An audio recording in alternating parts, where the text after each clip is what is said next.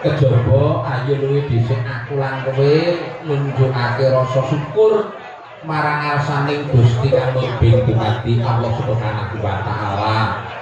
Ya gandeng atiku lungguhan dina iki aku kowe lan kabeh para kanca-kanca Sanggar Badranaya, kepara mligi marang pepundhenku Bapak Suyono Ibu Umi kepala desa Koripan sagota wongso iki isih pinaringan Syekh Nugroho wujuding kabagas parasan lan kang wilujengan lho ngono mak iya ya mergo saka kuwi teman dina iki awake dhewe sosowan mergo tinimbalan Mbah Yono utawa kanakune biyen kuwi wis Mbah Notol mergo ya wis cilik iki wadanane ngono iya dina iki panjenengane Pak Suyono Pak Kepala Desa Koripan netepi darmaning werda ngentas pitulusken putra Mas Hafid kang wis kirang dina kepungkur kae jauh kelawan Mbak Alvin saka Blumpang Tangkal Sawurana lan iki mau nduk merga ya wis sepasaran banjur diadani upacara wisudan kali dharma ing kene ngono ya wah carane iki wis nganti 3 dina ngono ya wingi bengi wis kawitan terus ya payupan dek nyawan payupan dek mambengi payupan karo campur sari lan bengi iki dibacokake gelar kelire saka wengi matas isih dibacokke sesuk esuk lho sesuk apa mak murwa kono la ora gajah-gajahane sesuk bengi tenan apa ora iya kok menawa iya lajar ngaturake syukur ya mak iya no mergo wong kang gedhe rasa syukur iki insyaallah Gusti bakal nikel tekokake marang kanikmatan lan kanugrahan sing wis diparingake ngono ya mak iya kita iki mau rada over sampai kok Mas kok ganggung jan operator wilayah anyaran ini Mas Ayu lan sampai sore mau nganti rambutnya ibu tek sana liko nah mulai mikir dan alhamdulillah nduk sowan eneng Desa Koripan bengi iki setelah tahun 2019 nek ora salah kan Mbah Yono anyar-anyar ini dadi lurah nek wayangan ning kidul ngono kuwi ya rombongane rong akeh ngene kae sik saperangan isi para pengrawit sepuh-sepuh saiki wis do nyuwun istirahat dan yo kondisi fisik ngono ya ya hasbunallahu wa ni'mal wakil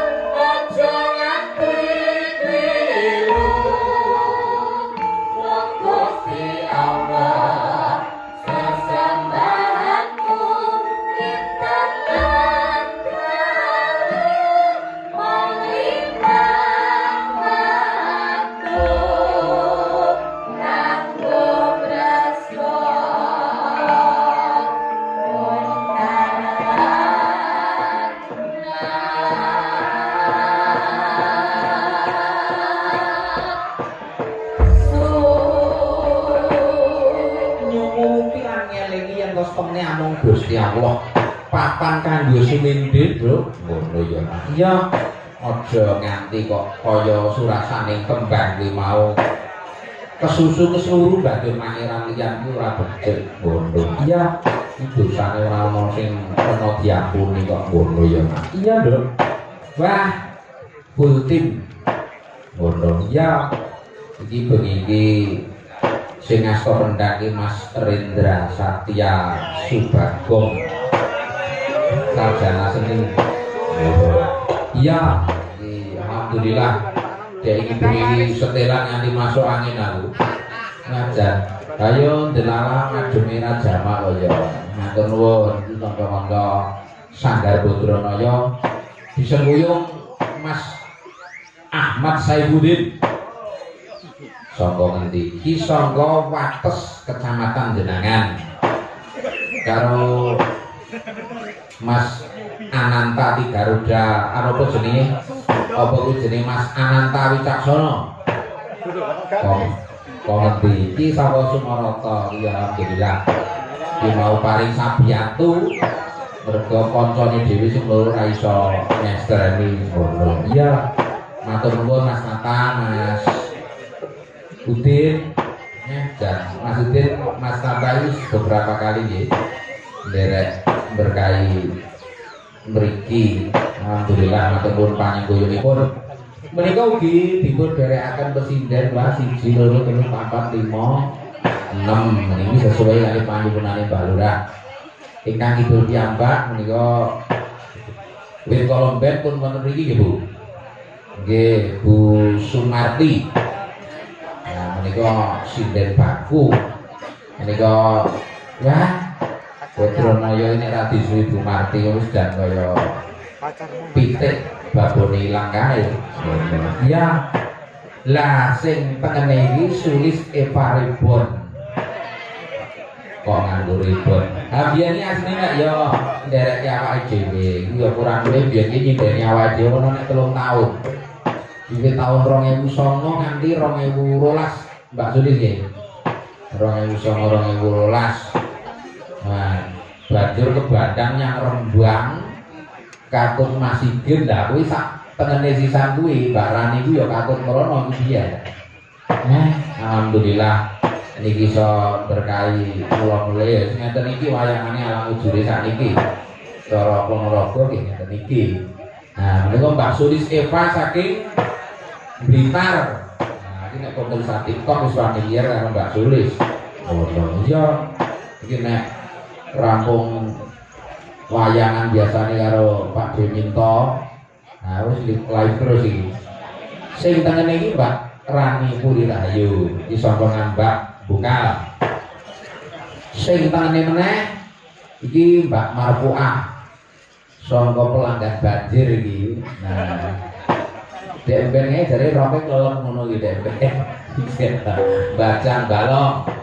Alhamdulillah tengene meneh iki dek iki wis nang kene iki malah ngewangi usum-usum ajang. Nggih. Lah niku saking Gajah Kecamatan Sambit. Lah sing mriki piyambak menika nggih mriku Wetan Bulan mriku. Niki Vela saking Munggu. Iki mau ya gajeke wit esuk wis nang kene sore mau nang kene meneh, Pak. Mboten. Oh, nggih. Ketoke ganti ani sore mawon. Alhamdulillah ya Mak. Iya. Iya bengi iki disembuyung karo kadang-kadang delayan campur sari. Ngono ya. Lan ora lali tak aturake wayangan bengi iku uga disiarake secara langsung Jobe Multimedia Record. Karo kanca-kanca kita ya akeh sing iki mau record napa live. Nah, mang tulis tenggen kertas mriku kula saged nyebutke. Ra ono tulisane aku bingung. Ora tak waca ndak malah dikira aku dukun iso nerawan. Ya, kebat. Ingko ya dimeriake karo Cak Yudo CS. Kok mau disebut CS? Ya, kalau mongso ya karo kae. Ngono. Ya ora nek karo ning kene iki ya karo kae. Kang alus-alusan rumiyin, Bu. Nyuwun kados padatan. Kula ngambang rumiyin nggih, Bu. cara kuno ya wong awake iki mbok canging desa payange ra cara kunar melu-melu kalongan saiki ora nuntut ya mangga Bu.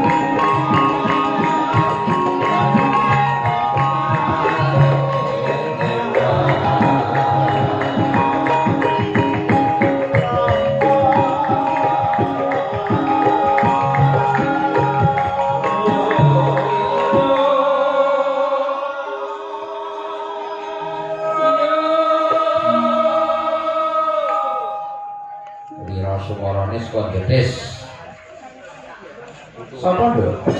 Mas Rifki. Wah, iya termasuk bintang tamu. Oh, no. Iya, maka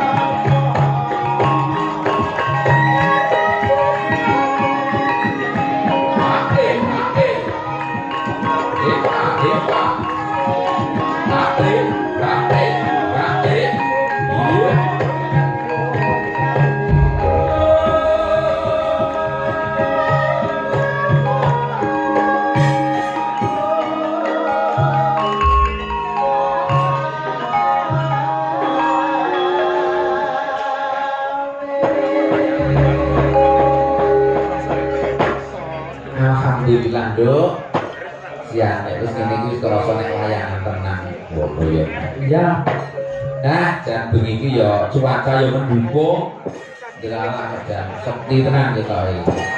Bayono kagungan bersoe rong dina bulane bengi iki wadang kenceng terus lho. Ngono. Iya. Oh ya nyenengke tenan iso dulur-dulur iso do ngrumpuk iras pates melu tirakatan napake bale wis mari Mas Habib sekalian garwa ngono.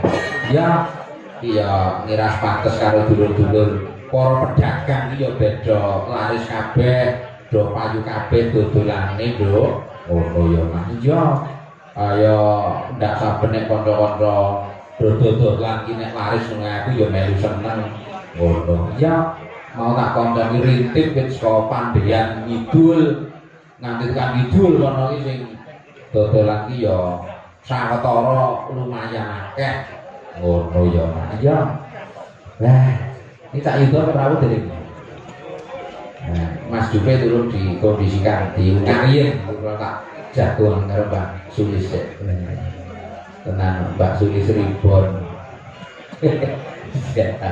ini tak telur Sulis Ribon saja ya kan Mbak Sulis nah biasa mikir dalam Mas Dalang pripun iki kabare dangu mboten pinangiran sami wilujen pangestunipun menika pinaringan sehat ugi sehat jiwa raganipun. Nah niku baku. Nggih, panjenengan langkung ngoten to? Pangestunipun raketan nggih kaya mongko kahanane nggih tasih. Wilujeng ya ragane ya jiwane. Jan buang lho mboten disindheni panjenengan Lah nggih ya. tamu sangat. Niku napa? Lah kula ten bener bintang tamu tapi kula kok seragame ngeten iki. Amargi kula niku sampun nderek jenengan awet taun 1945. Baik. 2009. Nggih 2009. 1945 ya kaya Kekarang Syukur mangko ya Indonesia merdeka. Nalika menika tesih kula tesih ajar. Nggih. Panjenengan ugi tesih ajar to nika. Wah, ajar mau ora kalah Nggih, nih. saniki pun Zaman sumonten. laris yang boten jaman. Nggih, wonten. Nggih. Terus dalami napa malih jenengan? Galangi sing kesro-kesro barang niku kok. Nggih, alhamdulillah Mbak Sulis. Niki wau kok nggih alhamdulillah panjenengan selo saged kula selane. Oh niki kathah selone kula. Adate iki ndak kula kontak Mbak Sulis saged wonten ya Mas. Pak anu main ngono Lho lho. jane niki dalu niki kula jane nggih main ning demi panjenengan. Wah, iya. Iya, rumah saya kok. Anu aja kabar-kabar saya anakku melu. Marai kacau iki kok kacau. Nggih. Matur nuwun Mbak Sulis, nah luar biasa. Kangen kali suwantune panjenengan mbok nyobi setunggal ngaten merdika menapa ingkang panjenengan aturaken. Langgam mawon nggih. Boleh. Ning dibawangi lho nggih.